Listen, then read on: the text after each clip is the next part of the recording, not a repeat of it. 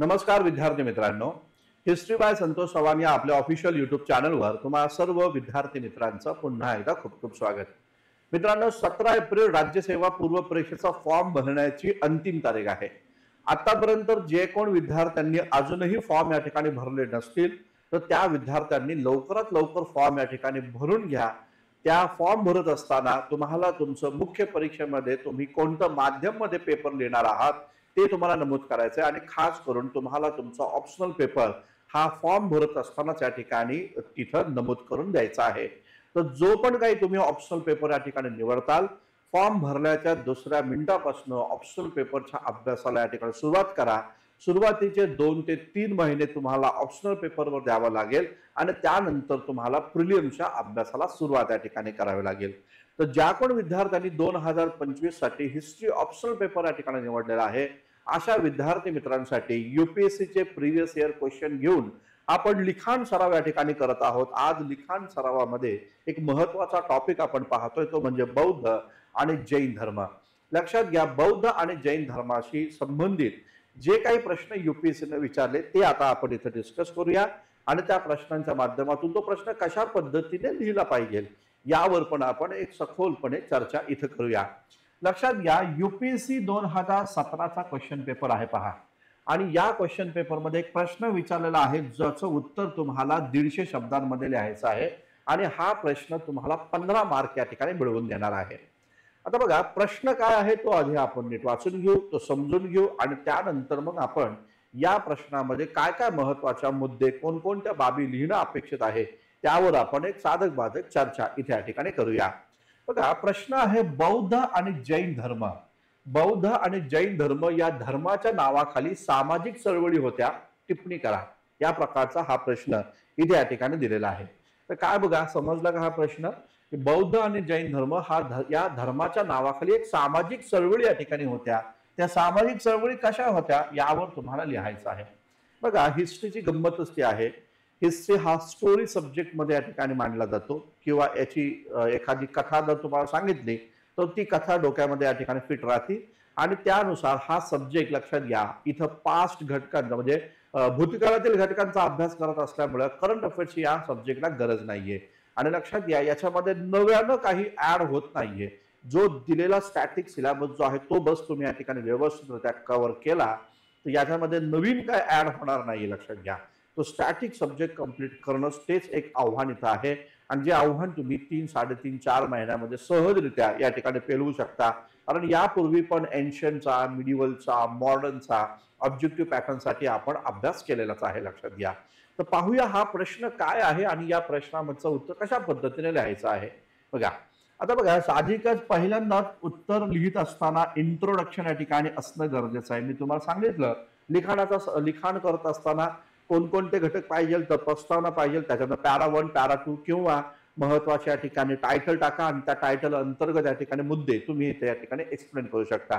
आता बघा, असा प्रश्न जो आहे तर तो प्रश्न तुम्ही या ठिकाणी परिच्छेद पाडून देखील या ठिकाणी लिहू शकता किंवा तुम्ही या ठिकाणी इथं मुद्द्याच्या माध्यमातून पण इथे या ठिकाणी हा प्रश्न लिहू शकता. आता इंट्रोडक्शन करायचं. बघा, मी नेहमी सांगतो की प्रस्तावना ही तुमची आकर्षक असली पाहिजे आणि प्रस्तावनामध्ये प्रश्नाचा संपूर्ण सार इथे या ठिकाणी उतरला गेला पाहिजे.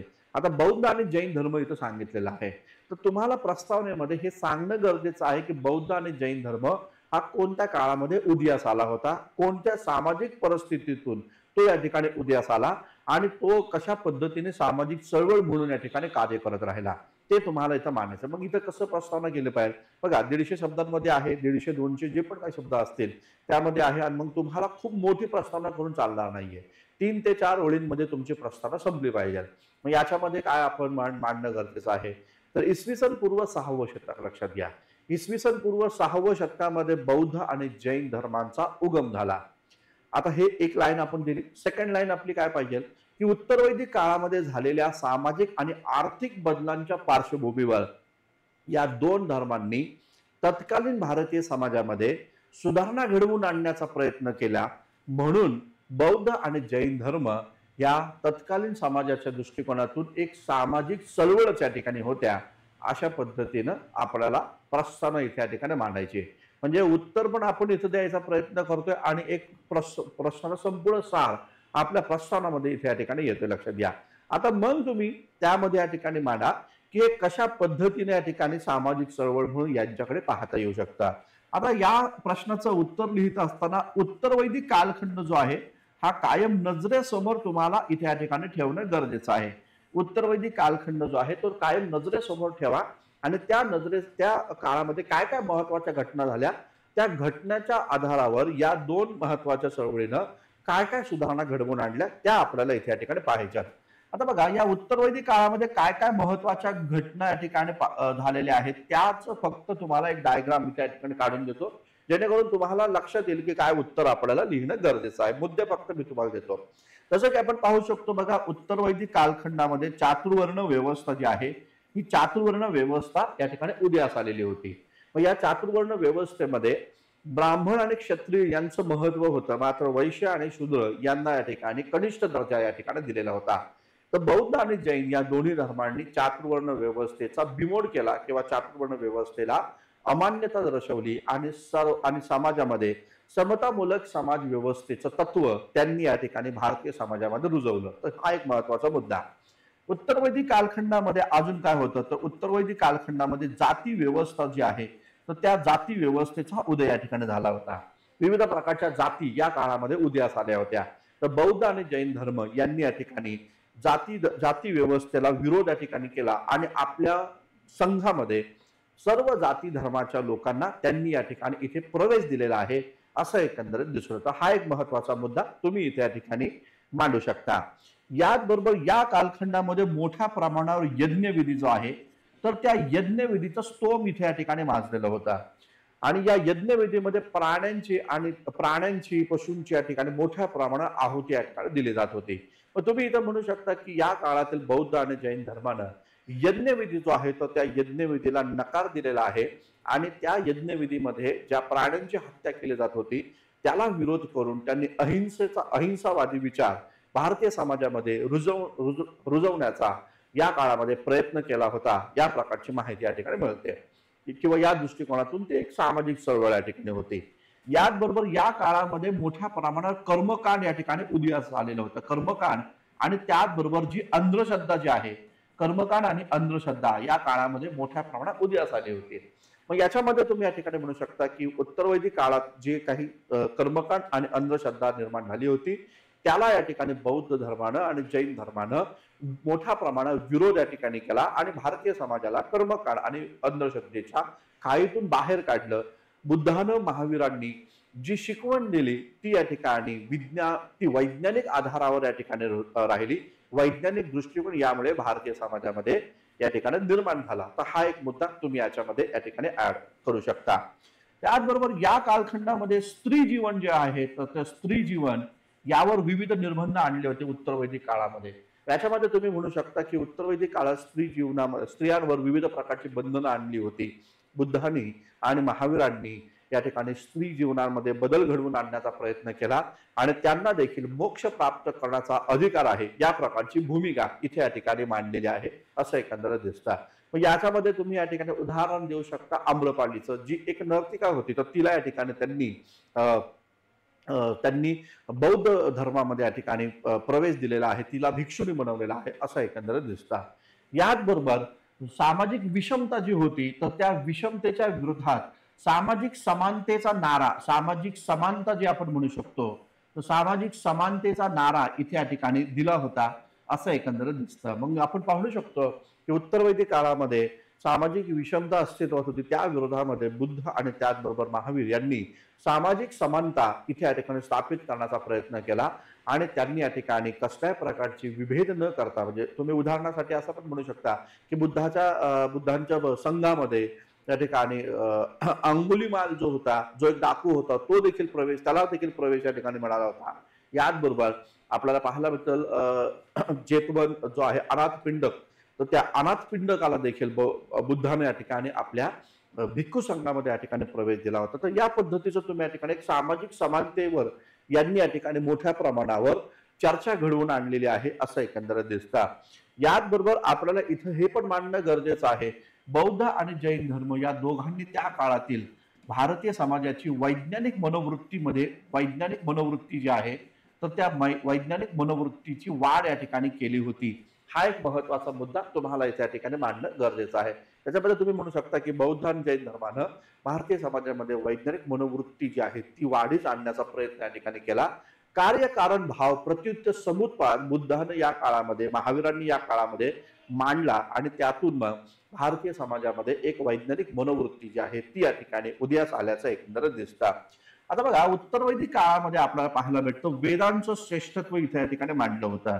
तर मग बौद्ध धर्माने या ठिकाणी किंवा जैन धर्माने या ठिकाणी वेदांचं सर्वोच्चता आणि त्याचबरोबर ब्राह्मणांचं श्रेष्ठत्व यांना या ठिकाणी नकार दिला आणि भूमिका घेतली की कोणत्याही ईश्वरानं वेदांची निर्मिती केली नाही, तर वेद हे या ठिकाणी कसे आहेत, तर वेद जे आहे हे ईश्वर निर्मित या ठिकाणी नसून ते मनुष्य निर्मितच या ठिकाणी आहे.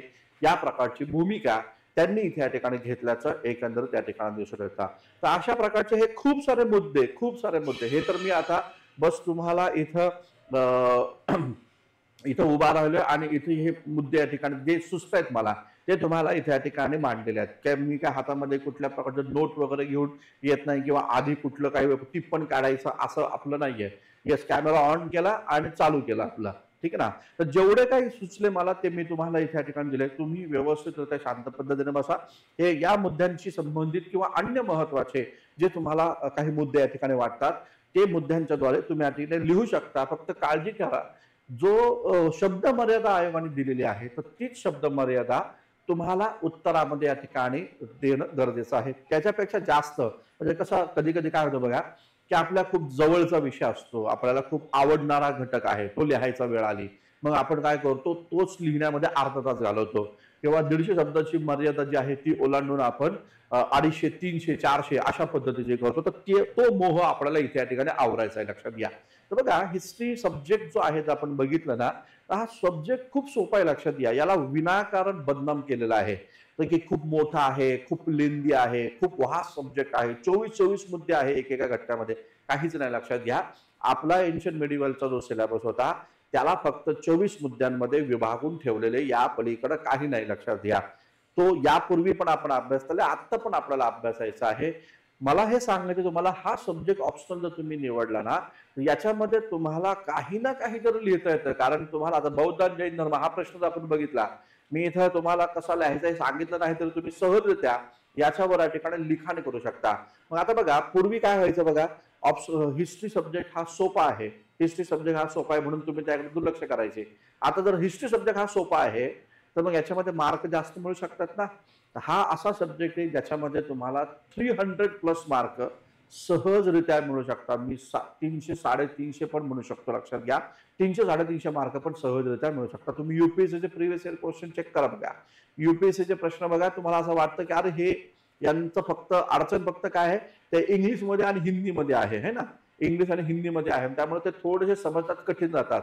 परंतु बघा 2006 पासून 2012चे एमपीएससीचे प्रश्न बघितले ना आपण, तर लक्षात घ्या एमपीएससीचे प्रश्न इतके सोपे वाटतात ना, युपीएससी पेक्षा सोपे प्रश्न आहेत. आणि युपीएससीचे प्रश्न जर मराठीत जर आपण ट्रान्सलेट केले ना तर तुम्हाला असं वाटेल की अरे याच्यापेक्षा सोपं काय आहे, ठीक आहे ना. त्यामुळे हिस्ट्री सब्जेक्ट ज्यांनी निवडलेला आहे त्यांना बेस्ट ऑफ लक आहे. भरपूर चांगले मार्क तुम्हाला मिळणार आहे, एवढं लक्षात ठेवा. शेवटी मी सोबत आहे तुमच्या, शेवटपर्यंत राहणार आहे ऑप्शनल पेपरसाठी, हिस्ट्री जीएस साठी. पण जेवढी काय मदत माझ्याकडनं तुम्हाला करता येईल तेवढी मदत मी तुम्हाला या ठिकाणी देणार आहे, करणार आहे. फक्त तुमचं कर्तव्य आहे की आपले लेक्चर जे आहेत तुमच्या मित्रांपर्यंत पोहोचवा, ज्यांची हिस्ट्री ऑप्शनल आहे, ज्यांची हिस्ट्री जीएस आहे त्यांच्यापर्यंत या ठिकाणी पोहोचवा, जेणेकरून ते माझ्यापर्यंत आणि मी त्यांच्यापर्यंत या ठिकाणी पोहोचेल. एक सूचना या ठिकाणी करायची आहे. डॉक्टर बाबासाहेब आंबेडकर आणि महात्मा ज्योतिराव फुले यांची जयंती एप्रिल महिन्यामध्ये आहे, ठीक आहे ना. तर 11 एप्रिलला महात्मा ज्योतिराव फुल्यांची जयंती आणि डॉक्टर बाबासाहेब आंबेडकरांची जयंती ही या ठिकाणी 14 एप्रिलला आहे. तर लक्षात घ्या, एक आठवड्या आधीच आपण बाबासाहेब आंबेडकरांच्या आणि महात्मा ज्योतिराव फुल्यांच्या जयंती निमित्तानं हिस्ट्री बाय संतोष चव्हाण या ऍप्लिकेशनवर तुम्हाला या ठिकाणी भरघोस या ठिकाणी भव्य सूट या ठिकाणी देत आहे. सगळ्या बॅचेससाठी साधारणतः 35% ऑफ आपण इथे या ठिकाणी देत आहोत. तर लक्षात घ्या, हे 35% ऑफची सुविधा जर का तुम्हाला इथे या ठिकाणी अप्लाय करायची असेल, 35% डिस्काउंट मध्ये तुम्हाला हिस्ट्रीच्या बॅचेस जॉईन करायचे असेल तर संत 35 हा कुपन कोड आहे.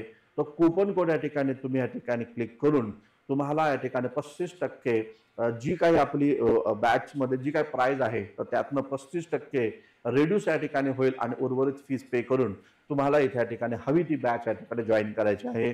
लक्षात घ्या, राज्यसेवेच्या बॅच आपण जर बघितल्या तर हिस्ट्री ऑप्शनलची राज्यसेवेची एक अफलातून बॅच या ठिकाणी आहे. खूप मेहनत घेतली मित्रांनो, मी खूप मेहनत घेतलेली ही बॅच या ठिकाणी करण्यासाठी. सगळं जेवढं काही मी माझं आतापर्यंत हिस्ट्री ऑप्शनलसाठी किंवा जे पण काही मी अभ्यासलेले सारी पुस्तकं, सगळी पुस्तकं चाळून तुम्हाला इथे या ठिकाणी नोट्स दिलेले आहेत, पीपीटीज दिलेले आहेत.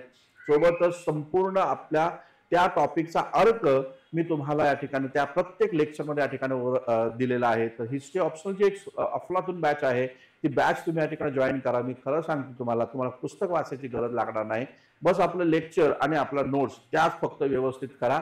तुम्हाला 300-350 मार्क या बॅचच्या माध्यमातून मिळेल. त्याचबरोबर जे पण विद्यार्थी हिस्ट्री ऑप्शनल घेत नाही त्यांच्यासाठी 2 महत्वाच्या बॅचेस आहे, इतिहास जीएसची आणि त्याचबरोबर इतिहास राज्यसेवा पूर्व परीक्षेची बॅच.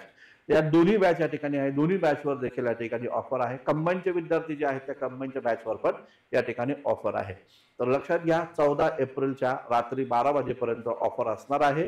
तर जे कोण विद्यार्थी इंटरेस्टेड आहे त्या विद्यार्थ्यांनी history by Santosh Savne application download करा. मी डिस्क्रिप्शन बॉक्समध्ये त्याचे लिंक देखील देतो.